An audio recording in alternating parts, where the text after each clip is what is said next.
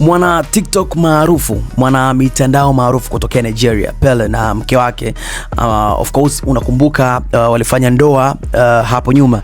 So kwenye honeymoon jamaa amechagua kuja Tanzania. Sijajua yuko sehemu gani, tutapata data vizuri kujua yuko sehemu gani ama route zake zikoje na vitu kama hivyo, lakini nadhani kwa sababu yeye pia ni mwana mitandao atakuwa na post sana, kwa sababu Tanzania ni sehemu ambayo ina sehemu nyingi za kutalii.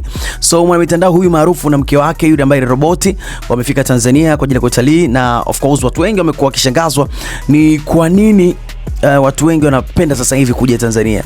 Kusema kweli, Tanzania kuna vivutio vingi sana vya kuvutia ambavyo watu wa nje wanatamani kufika. Ni sisi tu wa Tanzania ambao hatuwezi kujipa heko kwamba Tanzania ni moja kati ya nchi nzuri yenye vitu vingi sana vya kutalii. So huyu mwana mtandao maarufu kutoka Nigeria, TikTok maarufu, streamer, ukisikia ma streamer, huyu ni one of the best streamer ambaye nadhani namba 1 hapa Afrika.